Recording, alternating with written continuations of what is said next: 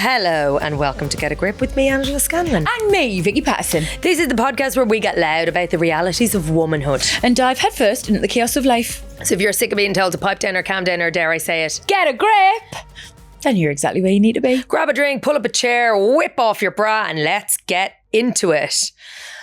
I have come straight from a freckle event. It was so cute. Right. First thing, so excited for you. This is absolutely incredible. Second thing, where was my invite? Babes, I knew that you were busy.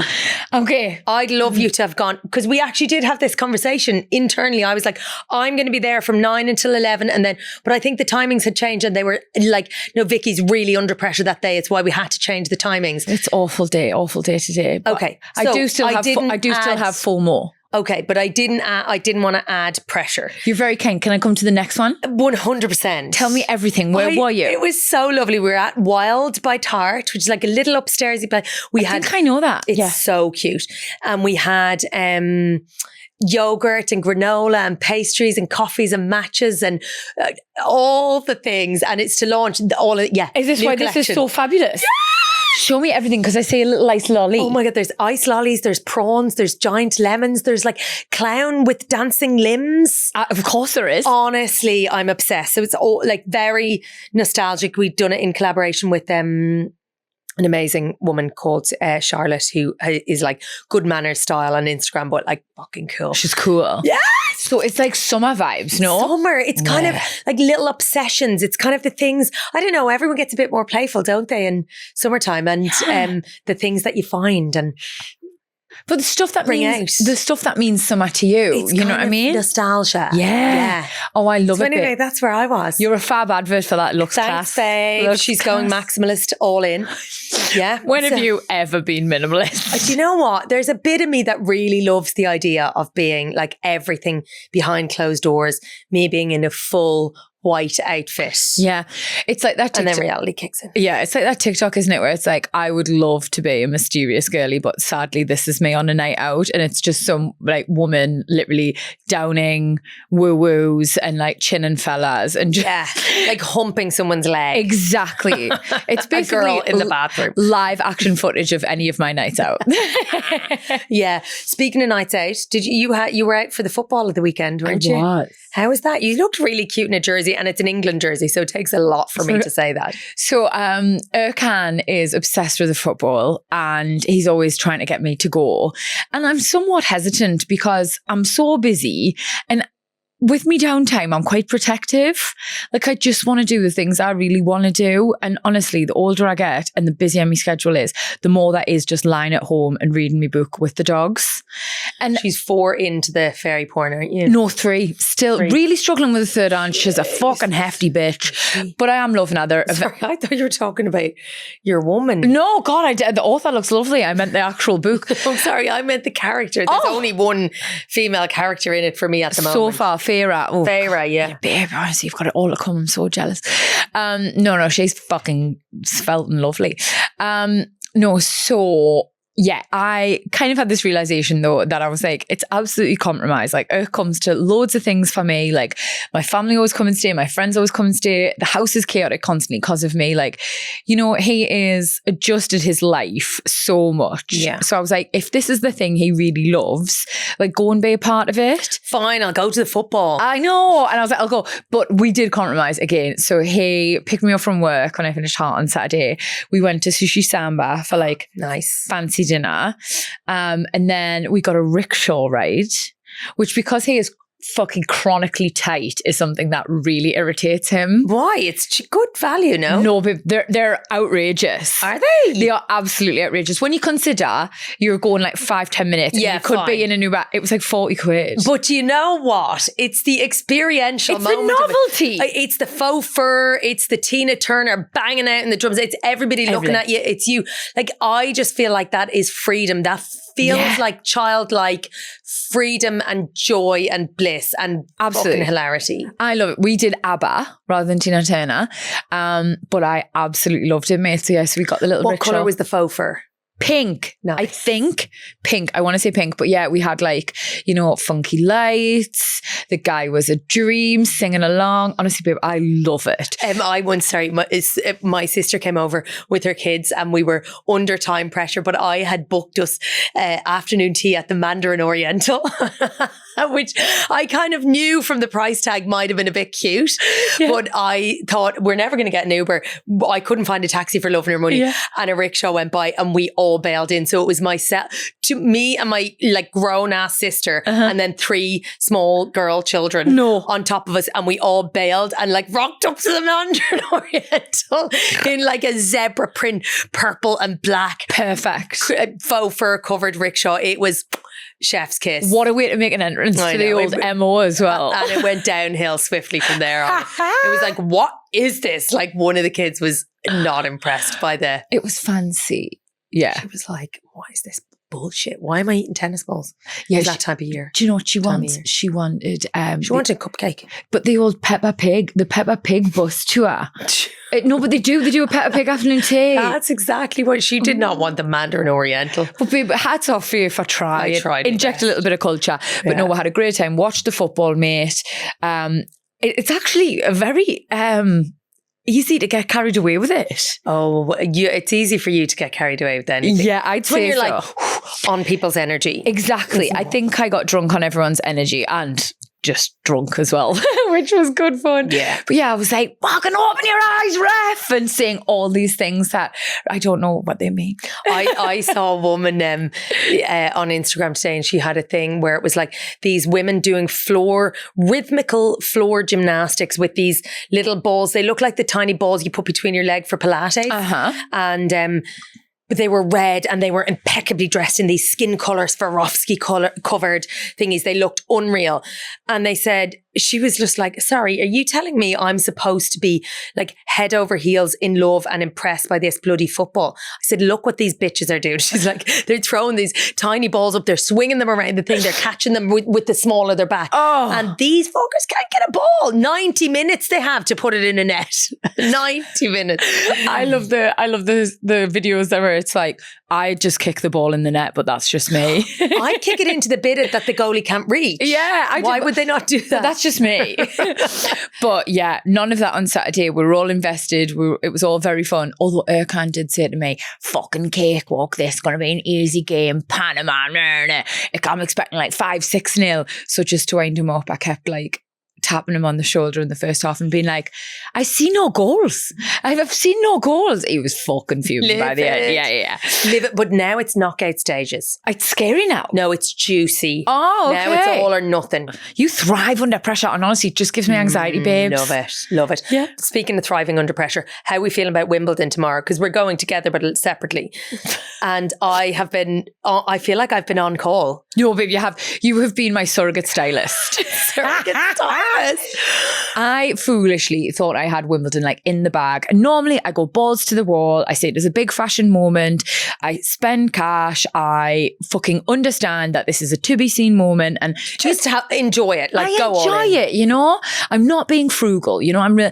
And then this year I was like, come on, like you don't need to be doing that. And I got something from a brand that I just love. I wear things all the time from there. And then I tried it on yesterday and I was like, this is not enough. And I had been so committed to the look in my head, I hadn't even entertained anything else. Cue Angela being on speed dial for the next like 45 minutes, being like, me just sending out random pictures and stuff. So you're like, Wimbledon ? Yeah. And that's always a terrifying thing to me because I'm like, I find myself going, do you want to hear my honest response or do you want it? Like, do you want to sugarcoat it? I kind of need to know, do we have time for a backup or do we need to make the most of this situation or am I going to turn you into tailspin?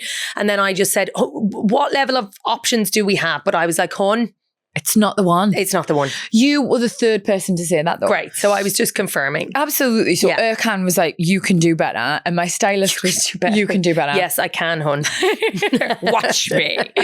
My stylist was like, I'm not sure it's the one. And then you were like, babes, this is not the moment for Wimbledon. And I was like, fair enough. Yeah. So we for turned it other around. reasons. I feel like mine was other reasons too. Yeah, of course. But we have managed to turn it around, and I have 3 fabulous options now. Honestly, Naomi Osaka won't even see us coming. Babes, can we just talk? Is she not sweating her tits off? I know, she's only warming up there. She goes out in the full razzle dazzle for the warm up. Right. So it's like full catwalk moment. This looks like glorious kimono and a ruffled skirt. She does a bit of rallying over and back, and then she whips it off. And she's Mrs. Tennis. She's Mrs. Tennis underneath. And sometimes Mrs. Tennis can have a vajazzle moment, but at Wimbledon, it's whites only. White. Sorry, not a vajazzle. I just mean diamante encrusted things I always call them vajazzles. The girls will be like, can I vajazzle your phone? I'm like, no. Yes, but no. So whites only at Wimbledon. So I do feel like this is fabulous in loads of ways, because they've come on really far from like, do you remember how sort of like rigid things used to be? Oh, yeah. And like here she is sort of like really kind of expressing herself. People don't love this. Who doesn't? Everybody. Lots of people are like, It's a sporting event. Leave your fashion show at home. do you know what I mean? Exactly like they can't coexist. Like, and then you think, okay, do we need to wheel out David Beckham with cornrows and a fucking sarong? Like, there is a world in which she is creating brand Osaka here, you know. But I think it's complex. A, she's a woman. B, she has also put a little boundary around her own mental health, which means now, you know, whatever she does, she's not allowed want attention on the one hand and then, you know, ask for peace on the other hand. I feel like Wimbledon is very serious and people are very protective with the institution. Like you can literally a pin drop, can't you? Which I love. No, I do think it's nice. I think it's magic. That the sanctity is respected. So there's a part of me that understands why diehard traditionalists are upset by this. But also as well, it's just a little kimono. Move at the time. She looks fabulous. It's just a little kimono. Well, wait, I'm going in a vintage Burberry blazer. Unreal. You're going to be sweating that ruffle shorts, I know, and a like little Skims body and sunglasses that look like Sir Chris Hoy or Stephen Roach would wear, like Oakley kind of sporty sunglasses. Like it's giving either Menti B or Icon. I can't tell. You can't. Okay, so hang on. You are going for full substitute geography teacher sunglasses. Yeah. Yeah. Okay. Fine. Yeah. Angela, you are the only person in the world that will pull this off. Well, you can tell me tomorrow. We'll see. To me face. I can't wait. And the boys meet. Yes, they do. I mean, they have met, have they? No, and it's also the worst week for them to meet. Why? Because Erkan is absolutely fucking fuming with Roy. Oh, about the bloody thing. About the anniversary. Oh, I know. Yeah. He's like, you've really fucking done it here, Roy. Like, I ran straight and I was like, look at what Roy did for Angela. Yeah, oh, babe, honestly, I raked him off the calls. No. He was like, for fuck's sake. Oh, you can eat my dirt, Roy.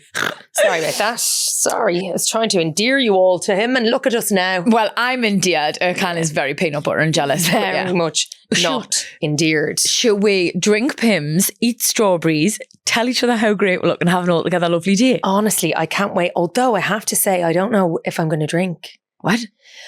Here's what I realised. We had a shoot yesterday, hon. We did, babe. We've seen a lot of each other this week. Messaged you in the car and was like, I'm crying on the way to the shoot.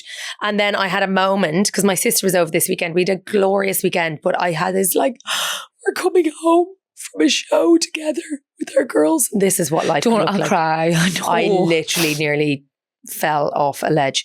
And I really think that exists in reality. Like I do have those feelings. You're allowed, yeah, that's really valid, feeling that way, wanting to be closer to your family, fuck me. But I also had quite strong margaritas. And I realised that the pelt at which I run is just not conducive to boozing for me. And I'm like, do I give up drink? Because I actually did for a really long time. I love a drink. I love a drink on an empty stomach. And then a meal and bed by 8 o'clock. That's my dream night out. That is fabulous. But when I get a thirst, honestly. When you get the flavour. That's what we call it. When you get the flavour. We'll call it, oh, have you got the flavour? Oh, and honestly, you just know that Patricia's about to arrive. Patricia arrived. Does she arrive? But then can I ask, like, let's get into it.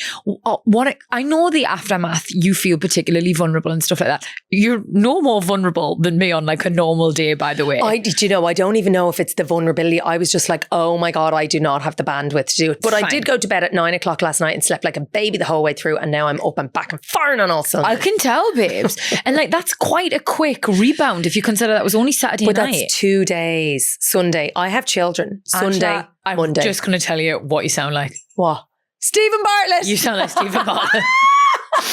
And I say this with but love, he said that bitch. after 2 glasses of wine. So I had 3 margaritas, which I thought is 3 drinks. No, 3 shots per drink. So 9 shots in a margarita, plus 1 Aperol Spritz, free pour, followed by sake, followed by another Aperol Spritz. Like, that's my month supply in one day. Sounds like a really fucking good time. Do you know what? It was actually a great time. Say love. Sometimes you gotta let the brakes off. And babes, this is like, I'm not having this conversation with you every week. Like, this is once in a while. Like, summer started, your family was here. Like, babe, if I thought there was anything like any issue, I would say, go on, give it a try. But I think what you're feeling is a reaction to like, just maybe like a bit of a boozy weekend. That's Good time. It's okay sometimes to not be going a million miles an hour, have everything figured out and be a bit vulnerable. Like, life has light and shade. Yeah. It's Thank okay. you. No, Okay. I know. You can, I'm just saying this so you fucking drink with us tomorrow. But then we're in Sheffield on Friday. I'm like, oh my God, this is Sheffield. Shit. Stop it. Live show. Tomorrow. It will be tomorrow. Shit. Now. I can't wait. I'm actually really quite buzzed about our live show. I mean, I'm obviously so excited, but you know, we thrive on different things. I like organization. I like the security blanket of a pre-record. Do you know what I mean? Like, you, on the other hand, love being all footloose and fancy free. You get off on danger. I get off on danger. You do. That's who you are. I was telling my friend this morning, I was like, Ange loves the fucking danger. The fear of something being able to go wrong. She thrives on it. It's like adrenaline. I was like, whereas me, I like a security blanket. Yeah. That's why we're a good pair, babes. Exactly. But listen, I do think we've planned a great show and it's going to be brilliant. It's good. Great. Okay. Jim. Oh, Jim, look, we'll see you. We'll see you there. I actually got a really nice message off a girl who was like, my dad loves you both so much and has gone to get a haircut just in case I FaceTime him when I'm there and like you see him. Oh my God. Don't. I was ready to cry. Oh my God. I love him so much. So he's not coming with his new hair? He's not coming with his new hair. She's coming with her friends. But she will FaceTime him because he loves us and she'll do that. How old's her dad? Like, you're thinking like zaddy vibes. Oh my God, that's actually the cutest thing I've ever heard in my life. Men can be nice. They can be nice. And on that note, beautiful. Thank you. And on that note, stay tuned because after the break, we're going to be getting into men tracking their partner cycles. You what? Bear with us, I promise. So guys, we want to tell you about another podcast that myself and Angela did. We were guests on it. It was really fun. It's called Rich Beyond My Wildest Dreams. Yep, it is all about what we would do if we won a 200 million euro millions jackpot. Woo! Yes, indeed. And you can find our episode on their YouTube channel now. Just search Rich Beyond My Wildest Dreams. What ideas did we cook up, Ange? There was a river made of olive oil. Yes. Yep. I brought Enya out of retirement to sing to me. You did. I'm pretty sure I bought some sort of very prestigious, very beautiful, very luxurious ski chalet in Verbier. Oh, there was that. About a 35 million price tag. Light work. There was also a little trip to the moon. Or a circumnavigation of. I don't think we even went off, but we're like, oh, it'd be nice to see us from back there. The moon definitely came up. You somewhat practically definitely suggested a tunnel from London to Dublin, like a Eurostar vibe. Oh yeah. Long overdue, to be fair. I think we might need to pool resources for that. I'm sure I can find someone to get in on it with her. Just search Rich Beyond My Wildest Dreams on YouTube, Instagram, TikTok, and all podcasting platforms now. This episode is sponsored by The Devil Wears Prada, the musical. Now, with the second film just being released, obviously everyone is talking about The Devil Wears Prada. Quite rightly so. The second one was amazing. It was a whole moment. And while many of us might have seen the first movie 1,000 times, you can now watch the original story live on stage. I'm excited. The idea of them up there on stage with all the outfits, all the drama, all the tension, all the passive aggression. It's good. It's juicy. I am such a fan of both films, but also super excited to see the stage show because it's Vanessa Williams, isn't it? She's an icon. You'll recognise her from Ugly Betty. Oh, Desperate Housewives as well. Yes. She was in that. And as well, not to make everyone a little bit frantic, but it's a final summer in the West End. Get moving. Get this though. The music is by the legend himself, Elton John. And of course, it is packed with designer fashion. It is just a fabulous, fun and brilliant night out. It is at the Dominion Theatre in London. You can get your tickets now at the Devil Wears Prada musical. Welcome back, bitches. What in the world's been going on? Who's in the right? Who's in the wrong? Since last Thursday. What have I missed? Well, we're about to tell you what in the world has been going on. Woo! I always go, oh. Okay, Tell us now. we're talking about men again. Please don't go anywhere. I swear, it's good news from the world of males. It is. Oh, okay. You have question mark. Well, I do. A lot of question marks flying around. do have a view. So, okay. Sure, but essentially, the top line is whether or not men should be tracking women's cycles. And it's a complicated one because it's nuanced. So I actually am of the opinion that when this is done right and when it's not in a performative sense, when it's a man genuinely trying to understand what his partner has to go through and how he should support her through the ebbs and flows of our monthly cycle, I see no downside. I think it's great. Like beautiful compassion, support, attunement. 10 out of 10 from us. Okay. So when it's done wrong, I don't know whether it's like have you got your period?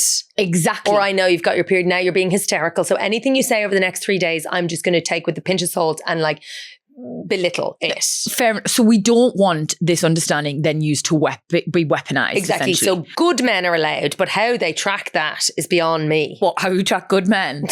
They should be tagged at birth. Do you know how Andy in Toy Story writes Andy on Woody's foot? I would just love to write Vicky in big letters on her can's foot so everyone knows he's taken and he's good.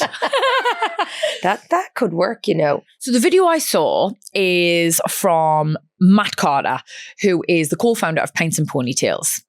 We already know where this is going. He's a nice man. Yeah. And he posted a video saying men should know where their partner is at in their menstrual cycle and understand a little bit about it.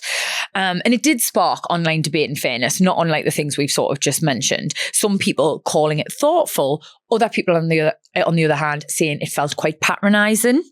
Now, we've touched on this a little bit before, mate, because I felt like you could go as far when you start in this space as menstrual mansplaining, which is a firm no from me. Yeah. Like, I don't want some fucking gym bro sitting on Instagram telling me, like, you should be eating this, you should be doing that, unless you have been sobbing into a bar of dairy milk while bleeding for 7 days at fucking 12 o'clock at night because you watched an advert and you didn't think the donkey looked happy. You can fuck off telling me about my period. Have you actually? I feel like I've got a full visual on you for that. May or may How not have sad did the donkey look? Don't ask, because I still don't think the donkey was happy. And sorry, was he supposed to be happy, or was it like an appeal for money for a donkey?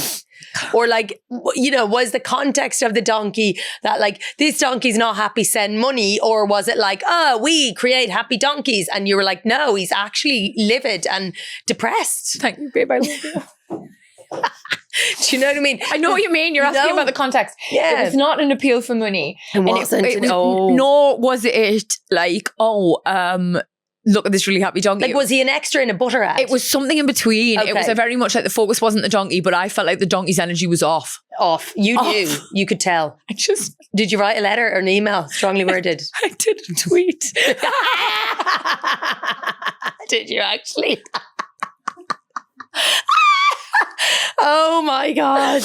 Obsessed. Okay. I need to be tracking your period as well, babe. But that's the thing. Like, we all need to be tracking it. This isn't something where it's just like women should be doing it or men should be doing it. I feel like everyone should be doing it. But like, here's the thing, jokes aside, the value in that moment, you weeping, free bleeding, weeping, eating chocolate, sad about the donkey. Like, what would the benefit of me knowing that you're in that place. Yeah. B, or me as a partner knowing that you're in that place. Would it be like, oh, for fuck's sake, Vicky's like, Yeah, she has comes a period again, crying about bloody donkeys? Or is he like, oh, hon, like in 2 days, you'll feel less like sad about the donkey. And like, how would that even be received? I know exactly what you're saying.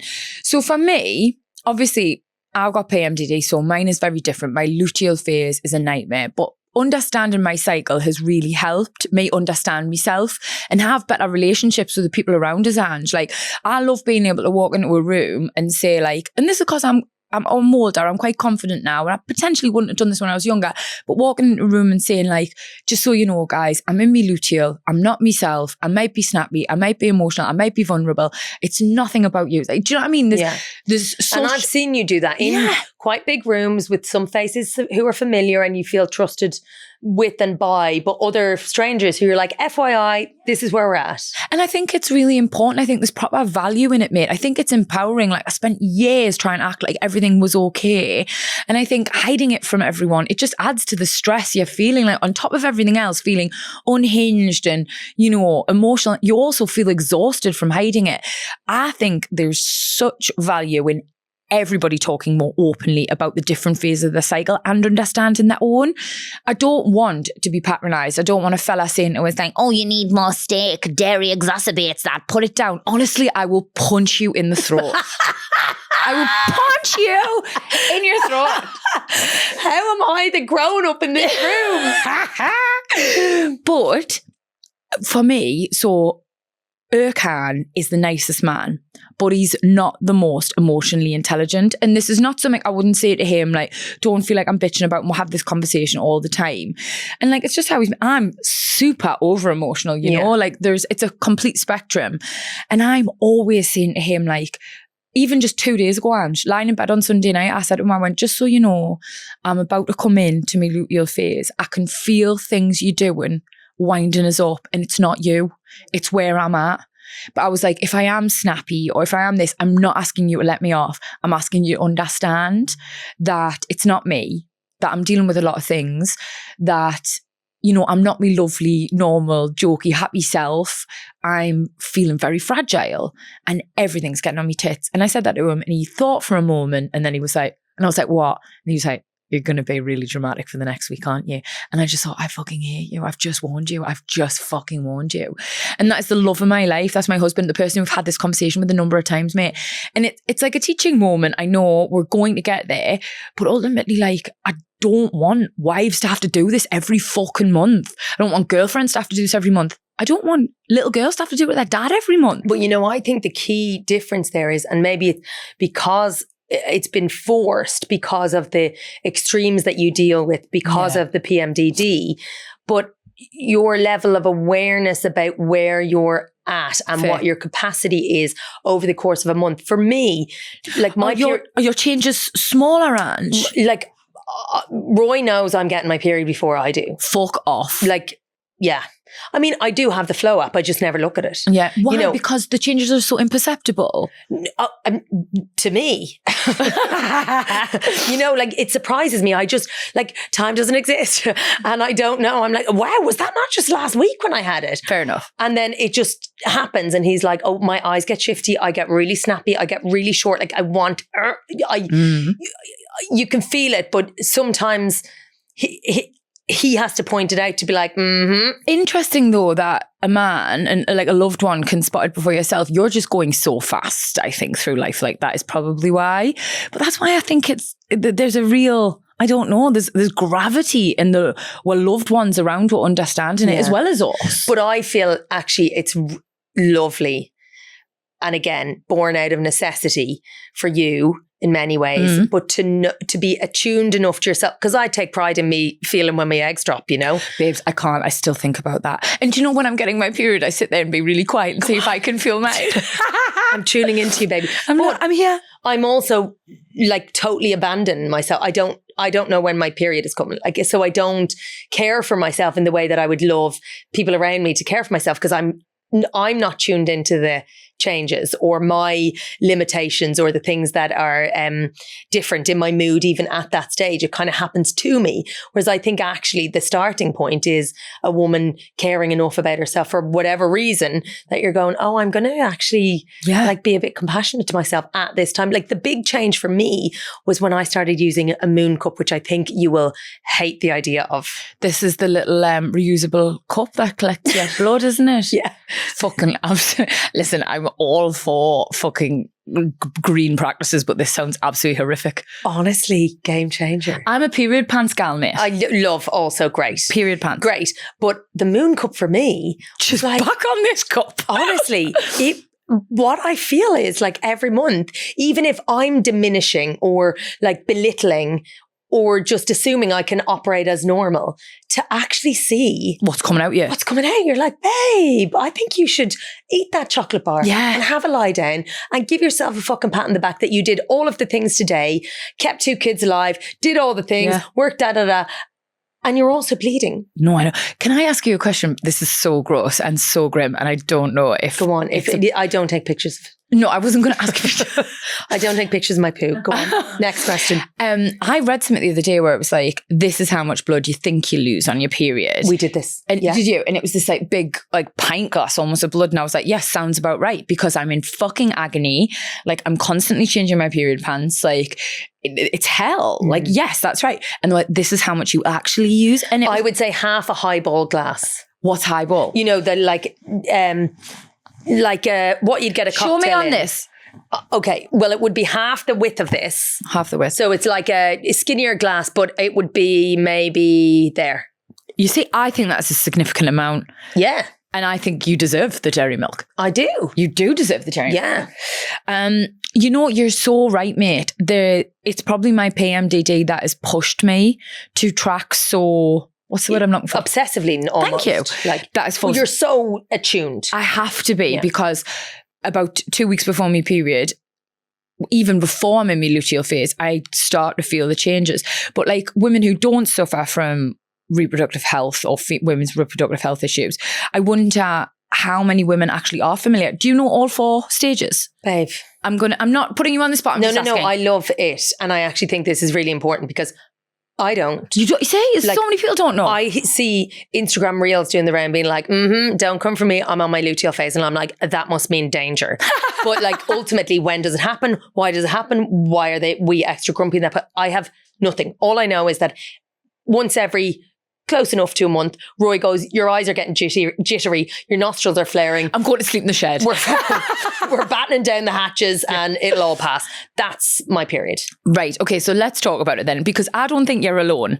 I think there'll be plenty of women out there who haven't tracked their cycle, who haven't had a major reason to, but should Fertility, know. I think sometimes is that's when I was half attuned to the thing. That is, you know, unless you are dealing with a women's health issue or fertility, I don't think women are as on it as could be. I'm again sweeping generalization. Loads of people really know. Yeah. Okay. So we know. I think Gen Zs are quite. Do you think Gen Zs are good? Do you know what? That wouldn't surprise. Because look, they're more open. They're saying things that we wouldn't say.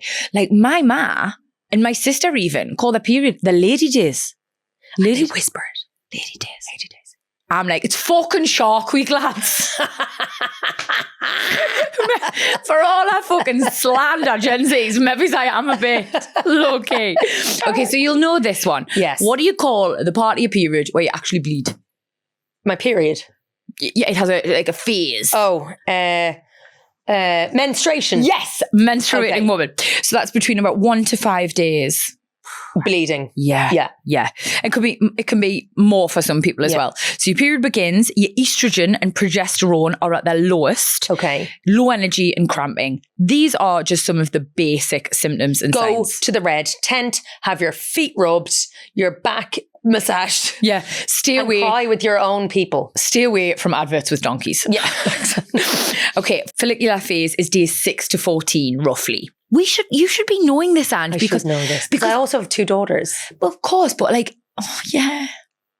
This is good. This is good for us. Yeah. But as well, this is when you should be booking in your photo shoots. This is when you should be booking in like your sassy stuff. Okay. You can take over the world. Date nights. Like this is when we should be going for it, babe. So what, this is directly off the back of a period? Yes. You feel fucking great, Okay, mate. we've shed the dead weight. Yeah. Let's go. We are alive. Okay. Okay. Follicular. Follicles in the ovaries mature and the uterine lining begins to rebuild. Great. We love this. Blank slate. Loads of energy. You feel positive. You feel productive and clear-headed. Gorgy. Babe, it's a dream. Your estrogen For how long? How long? It can be anything from 6 to 14 days. Shit the bed. That's I get a small window. I get about 30 minutes. It's a But lovely. what a 30 minutes. I make the most You of it. really do. You make it it's work. Great. Photo shoot, shag me fella, fucking everything. Your estrogen rises and your serotonin and dopamine levels increase. Okay. I Babe. need some of them. It's just dreamy. Yeah. Okay. So in an ideal world, like if we are tracking, we can think, right, that's when I put me live TV in. That's when I put that big meeting in. That's when I finally asked me boss for the raise. And we're monthly cycle, whereas like the current, the way that the world is structured to work is like around a men's 24-hour cycle, not a woman's monthly cycle. So we should be going gung-ho and then retreating slightly. And like when you understand it and it makes sense, you can plan your month accordingly. Obviously, I'm not suggesting like there's some things that are unavoidable, Some days you have to do the telly appearance or you have to do the big meeting or, you have to have the awkward conversation in a phase of your period where you really don't want to. But having that knowledge and that foresight, and if you can do a bit of forward plan, it can make your life so much easier. Yeah. Ovulation, this is one for you, girl. So you get like a surge in your luteinizing hormone. And it causes an ovary to release a mature egg. Boom. Ready for business. And then everything else conspires to make that business result in something. Exactly. So it's the peak of your cycle for energy and sociability. And I didn't know that. I didn't know that. But I guess back in, cave days, you'd have to get out to find someone to procreate with. Exactly. Egg has dropped, lads. Who's going to scoop it? Yeah, who's going to fertilize it today? But that's it. So your body and your mind and your hormones trick you into being like, oh, I want to go out just so you can get it done. That's very sneaky. Very clever. I do find that to be sneaky though. The body is amazing. Yeah, but also crafty. I feel gaslit. crafty. I feel crafty. Yeah. So you get high hormone levels. It make you feel confident, outgoing, magnetic, and you also notice an increase in libido. All conspiring. It's all linked, isn't it? I see. That's when I think it's insane. And if we just listened, we'd be living in harmony. Listened and learned a bit, Now the luteal phase is 110%, mate. Otherwise known as fucking hell for me. Days 15 to 28, so it's the last bit, basically. So 2 weeks, full 2 weeks. It can be, mate. That's rough, isn't it? So mine is 7 to 10 days, roughly. But because I've got such PTSD, because I know what's coming. You're anticipating. I'm anticipating, mate. So I'm starting to panic from like day 14. I'm like, right, have you got Feminax? Right, have you told everybody? Have you got your hot water bottle? Like, double check your diary, make sure what's in, what can go, what can't go. Like, who do you have to apologize to in advance? Like, all these things I'm starting to think, and I'm not the only one, do you know what I mean? And this is why. So your progesterone is released to maintain the uterine lining for a potential pregnancy. And if fertilization does not occur, hormone levels drop, leading back to menstruation. And as your hormones plummet, that's when PMS kicks in. Because that's what it is. It's your body reacting, isn't it, to the lack of hormones. So we've got no estrogen. Drop. Yeah, no progesterone, whatever. And you feel bloated, moody, tired, sore, skin breakouts, brain fog. All the sexy stuff. Chances of murdering high. Okay. So yeah. That was an education, babes. But do you feel like maybe now there is some value in you? Look, I 100% think. Good. Because also when the dark cloud descends, it's quite nice to be like, that old chestnut.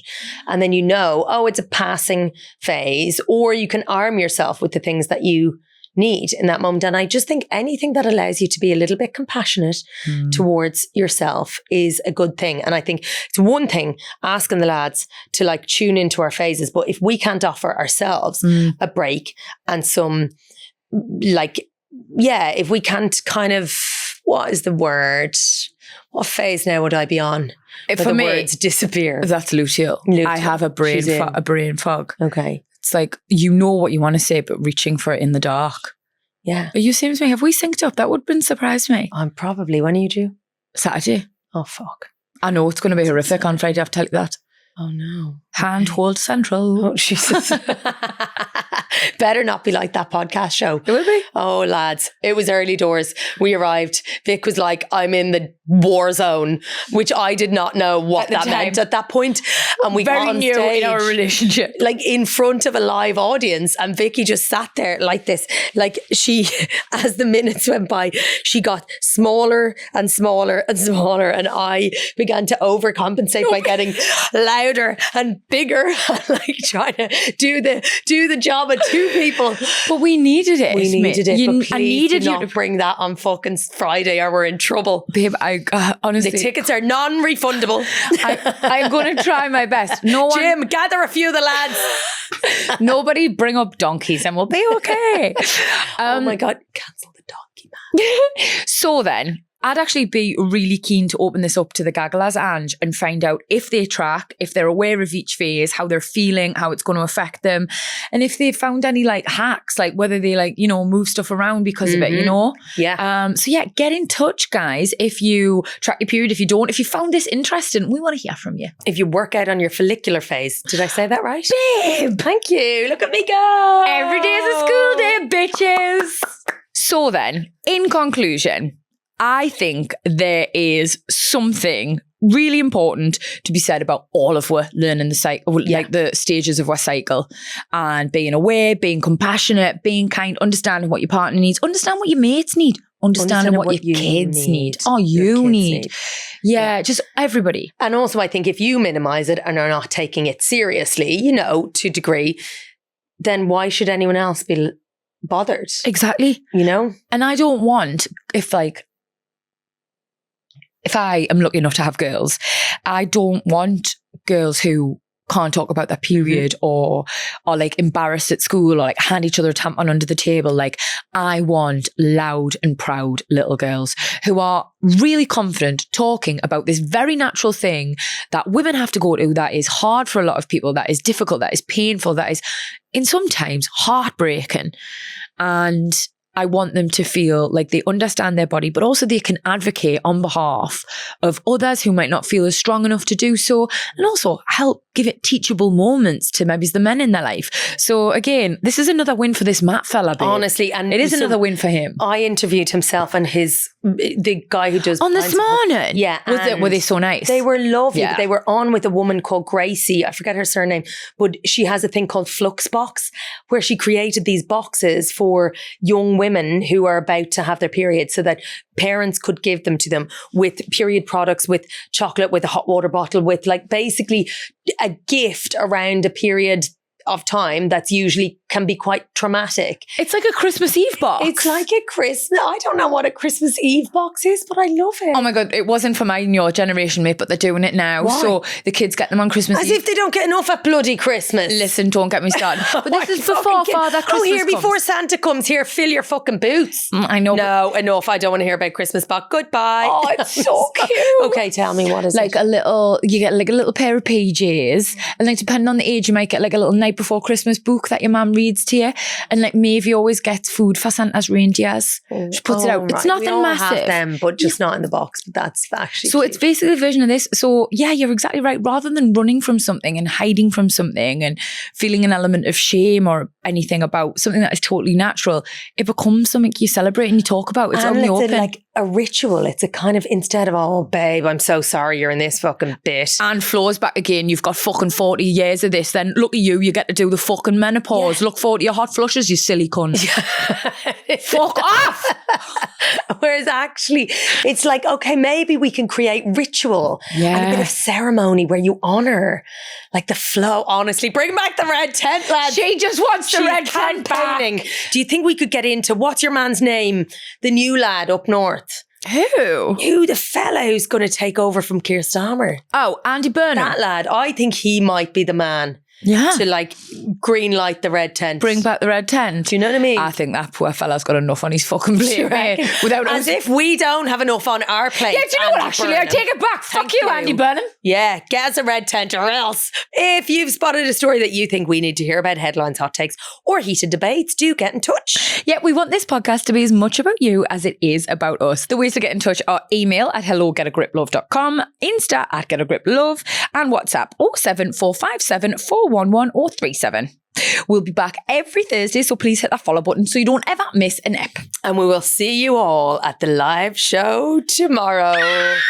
Do not forget, you can give us a great review wherever you're listening. Could be Spotify, could be Apple, whatever. Could be YouTube. Could be that one too. Oh, fancy. Exactly that. Just remember, it is 5 stars or fuck off. Bye. Love you.